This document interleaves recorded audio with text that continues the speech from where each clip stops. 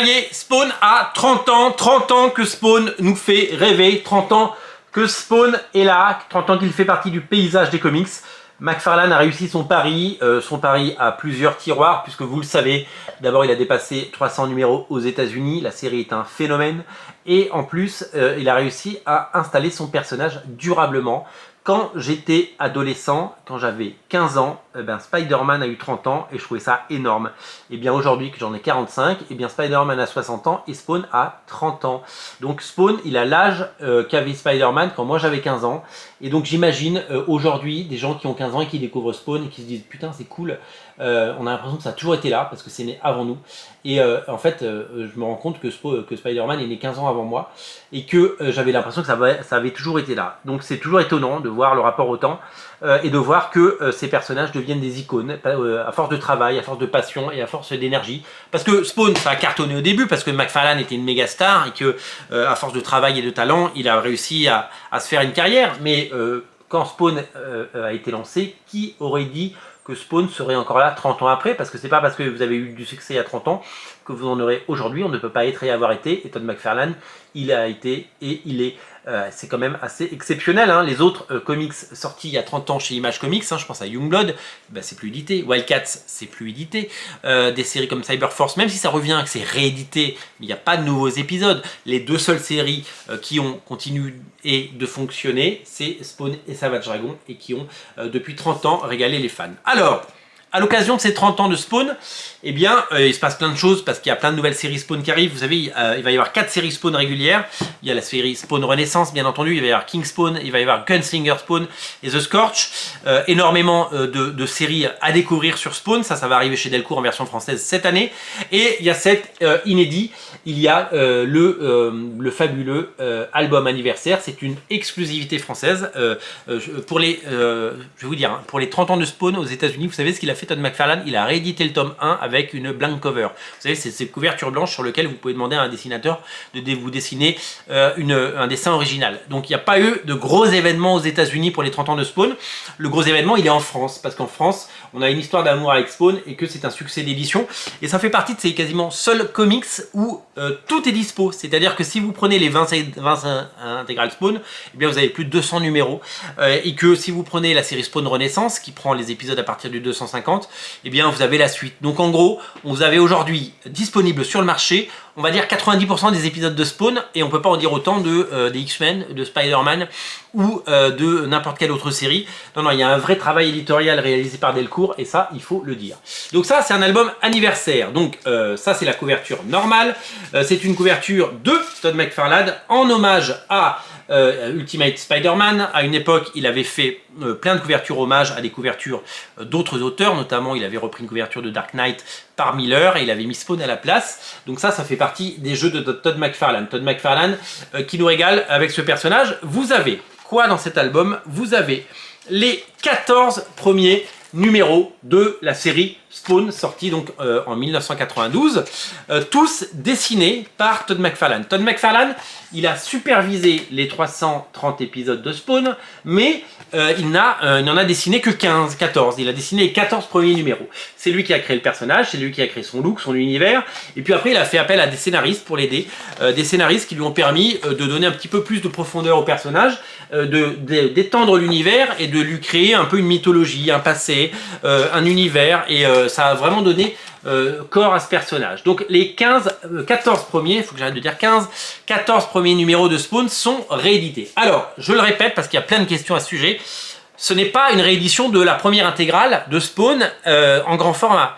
La première intégrale de Spawn, il y a les 13 premiers numéros de Spawn, mais il manque le 9 et le 10. Parce que je vais vous expliquer pourquoi. Et la deuxième intégrale de Spawn, il y a les épisodes 14, 15, etc. Donc là, vous avez les 14 premiers. Donc là, si vous prenez les intégrales Spawn 1 et 2, vous aurez donc les premiers épisodes, il vous en manquera 2. Mais vous ne pouvez pas prendre à la suite, si à la limite vous pouvez partir sur le tome 2. Mais bon, comme le bouquin ne sera pas à la même taille, parce que c'est pas le même format, voilà. C'est vraiment un unitaire, c'est un hors-série, c'est un album anniversaire, il faut le prendre comme tel. C'est vraiment tout ça. Alors, il y a 2 épisodes qui n'ont jamais été réédités pour des raisons de droit. C'est les épisodes 9 et 10, ils sont scénarisés par Neil Gaiman et Dave Sim. Pour des raisons de droit, à cause des personnages qui sont utilisés, notamment Cerebus et Angela, un personnage qui appartient à Neil Gaiman et qui a été revendu à Marvel, eh bien jusqu'à présent on ne pouvait pas réutiliser ces personnages. Là vous avez l'intégralité des épisodes faits par les 4 scénaristes stars, dont les 2 épisodes qui ne sont pas dans les intégrales. Le 9 et le 10 ne sont pas dans les intégrales. Peut-être qu'un jour ils seront inclus, mais jusqu'à présent ils ne pouvaient pas être réédités. Là il y a une autorisation spéciale pour qu'ils soient réédités pour cet album anniversaire. Et sinon vous retrouvez les épisodes de Alan Moore, Frank Miller, Dave Sim et Neil Gaiman, puisqu'il y a eu 4 scénaristes qui ont fait 4 épisodes. Donc ces épisodes, vous ne les avez certainement jamais lus. Donc là-dedans, il y a 2 épisodes que vous n'avez peut-être jamais lus. Donc on y retrouve, bien entendu, donc c'est 14, faut que j'arrête de dire 15, épisodes de Spawn, avec toute la création de cet univers, avec l'apparition des personnages, comme Overkill, comme Spawn, comme Wanda, alors Wanda c'est pas WandaVision, hein, vous allez découvrir c'est Wanda, comme évidemment le Violator, des personnages comme le Clown, comme Malebolgia et comme Angela. Donc je vous l'ai dit, le personnage de Angela apparaît pour la première fois dans ces pages. Cerebus fait également une apparition, et ben on y découvre donc le dessin flamboyant d'un Todd McFarlane en feu, et qui avait envie à l'époque de conquérir le monde, et qui l'a fait, puisque 30 ans après, son empire est absolument génial, évidemment.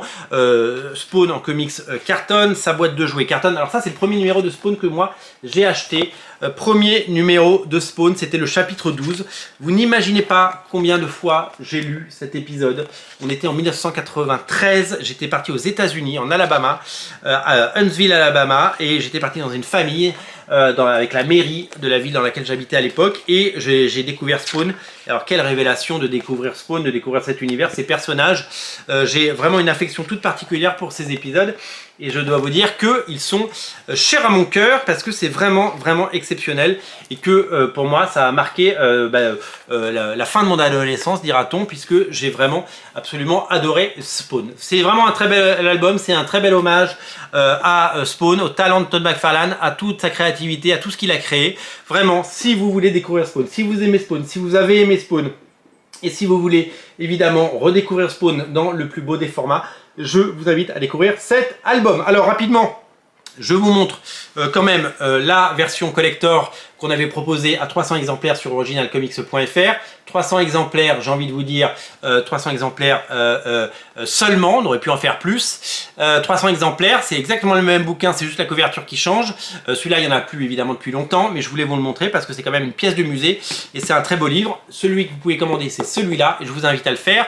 Le port est offert sur originalcomics.fr, c'est disponible en click and collect, c'est disponible en boutique au 49 rue La Cépède à Paris. Craquez pour Spawn, faites-vous plaisir, dévorez ce magnifique album, il est magnifiquement édité. C'est un bel hommage à Spawn, au talent de Todd McFarlane. Merci Thierry Mornay, merci Delcourt, merci d'avoir rendu possible ce bel album. C'est une merveille et c'est un album absolument incontournable que je vous invite à découvrir dès à présent. Le lien est dans le descriptif de la vidéo. Vous pouvez passer en boutique aujourd'hui, le chercher si vous êtes francilien ou parisien.